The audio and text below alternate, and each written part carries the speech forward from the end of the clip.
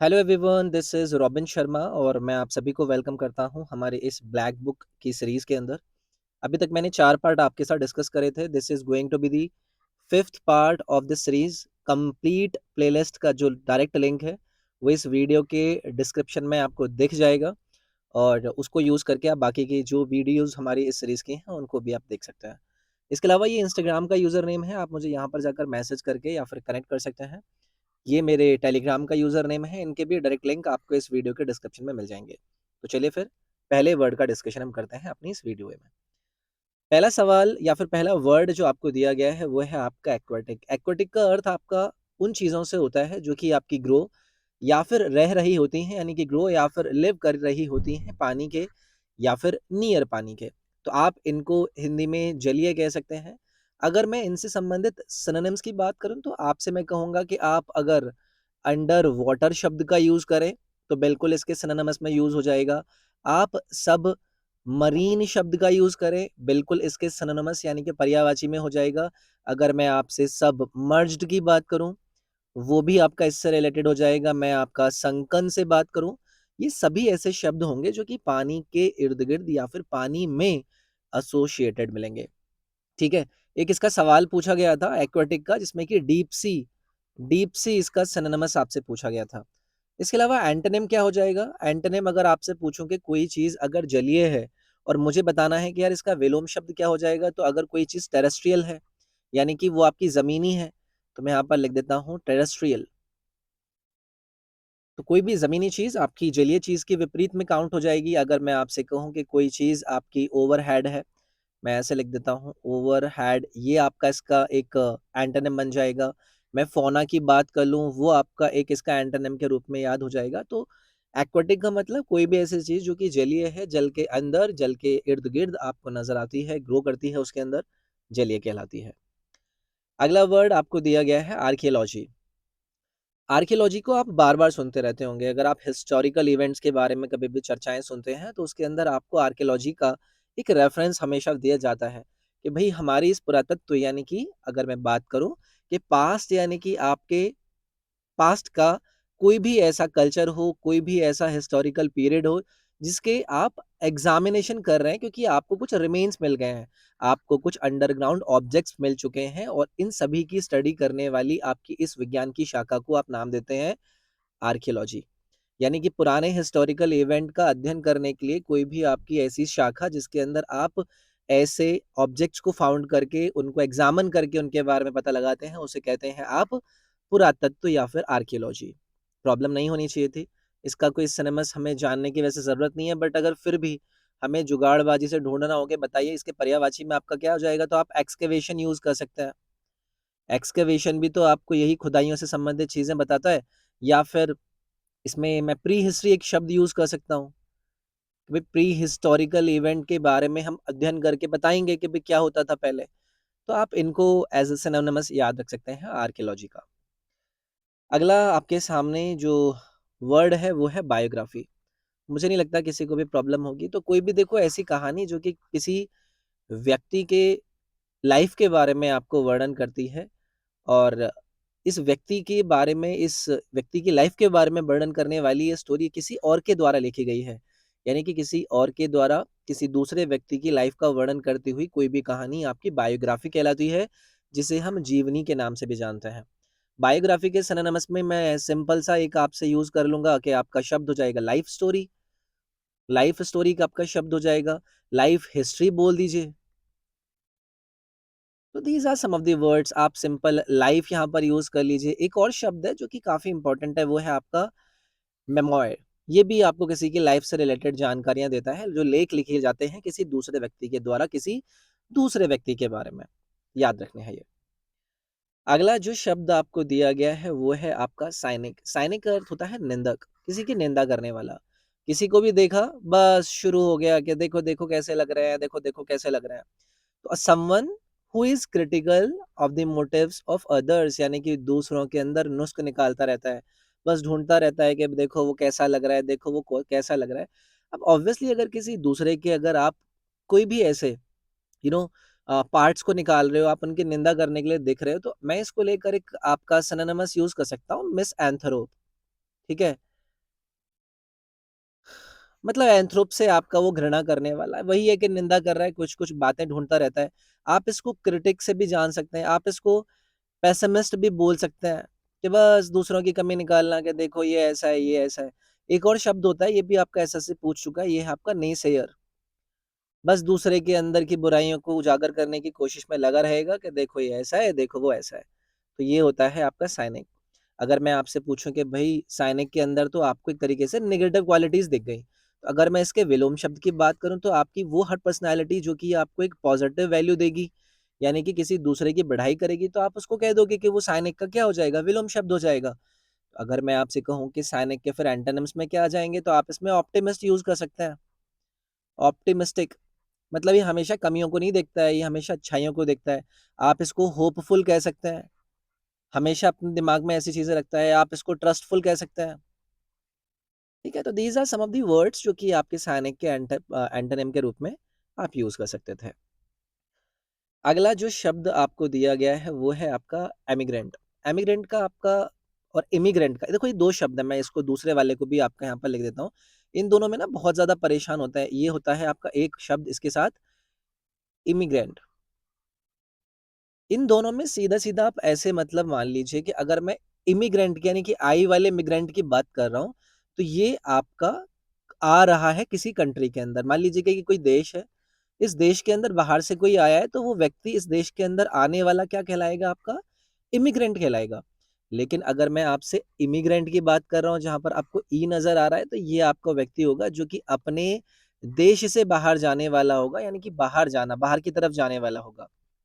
तो a person who leaves his country to live in another country वो कहलाएगा आपका इमिग्रेंट यानी कि अपने देश से दूसरी तरफ चला गया आपने इसको उत्प्रवासी कह दिया और अगर मैं आपसे इमिग्रेंट की बात कर रहा हूँ तो ये भाई साहब बाहर से आ रहे हैं किसी देश के अंदर तो इसको आप बोल दोगे आई वाला इमिग्रेंट ये चीजें मुझे नहीं लगता आपको ज्यादा प्रॉब्लम करनी चाहिए आसान था अगला शब्द है आपको दिया गया एक्सटेम्पोर एक्सटेम्पोर यानी कि आप मान लीजिए कि आप ये हैं, ठीक है? आप इंटरव्यू देने गए, आपने कोई भी तैयारी नहीं करी है, आपको लगता है कि आप बहुत बड़े उस्ताद हैं, आप बहुत महान हैं, आप यहाँ पर जाते हैं और आपसे जैसे-जैसे आपका इंटरव्यूअर सवाल पूछता है, आप उसको तुरंत की तुरंत आंसर करने लगते हैं। यानी कि आपने कोई तैयारी नहीं करी और आपने हर जवाब को देना शुरू किया, इट मीन्स आप एक्सटेम्पोर हैं। आपने बिना तैयारी के वो इंटरव्यू दिया है। तो एक्सटेम्पोर के बहुत प्यारे-प्यारे सिनोनिम्स होते हैं।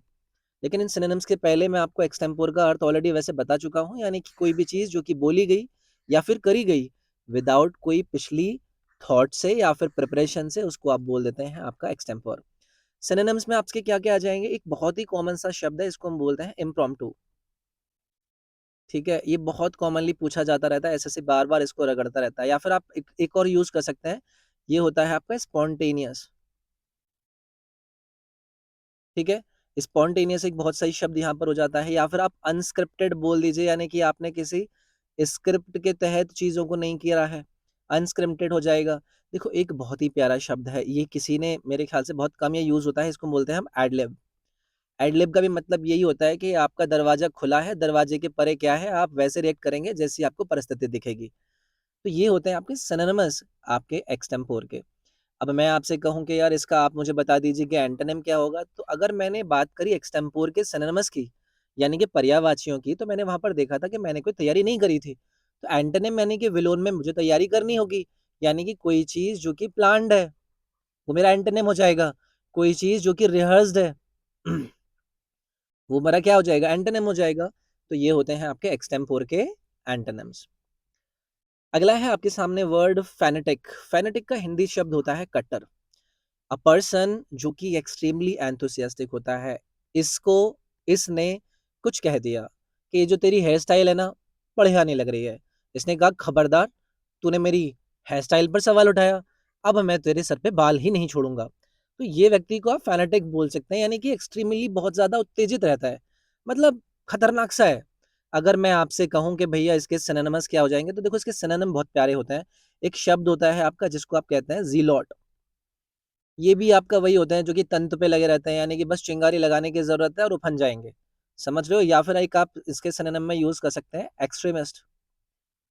ये भी आपके दिमाग से थोड़े से उत्तेजित व्यक्ति होते हैं। आप इसमें एक और शब्द यूज़ कर सकते हैं मिलिटेंट आप बोल सकते हैं। मिलिटेंट एक शब्द यूज़ हो जाता है। इसमें आप डिवोटी बोल सकते हैं। डिवोटी शब्द इसलिए यूज़ करा है कि भई अगर कोई डिवोटी है, किसी को मानता है और उसकी मान्यता के प्रति कोई सामने से व्यक्ति आकर उसके ऊपर कोई प्रश्न लगा दे तो भई मूड तो उसका खराब होगा। एक और शब्द होता है वो होता है बाय गॉड। इसको भी हम कट्टरता के रूप में जानते हैं कि मैंने जो कहा है वही सही है, अगर तूने मुँह चलाया भाई दिक्कत हो जाएगी। तो ये सिनोनिमस थे। अब मैं एंटोनिम की अगर आपसे बात करूँ, तो एंटोनिम में आपकी कौन-सी चीज़ें आ जाएँगी? आपकी वही चीज़ें आ जाएँगी ना जो कि आपको सामने से उग्र नहीं बनाएँगी। आप यहाँ पर होंगे मॉडरेट।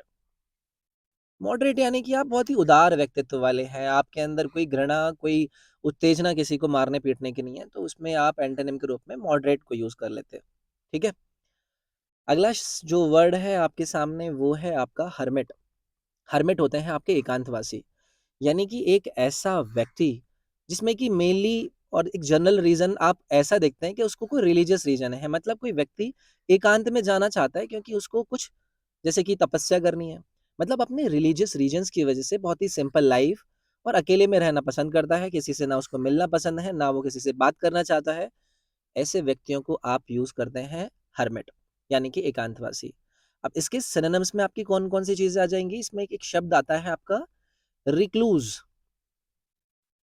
मुँह बंद है मतलब। आप किसी से बात नहीं करना चाहते हैं, आप बस हट जाइए मेरे सामने से।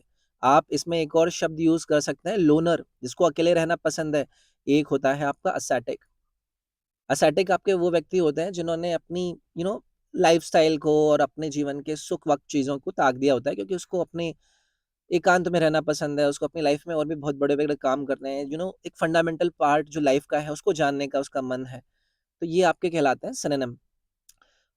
अगर मैं हर्मिट से आपसे पूछूँ कि यार इसके एंटोनिम क्या हो जाएँगे, इसके विलोम शब्द क्या हो जाएँगे?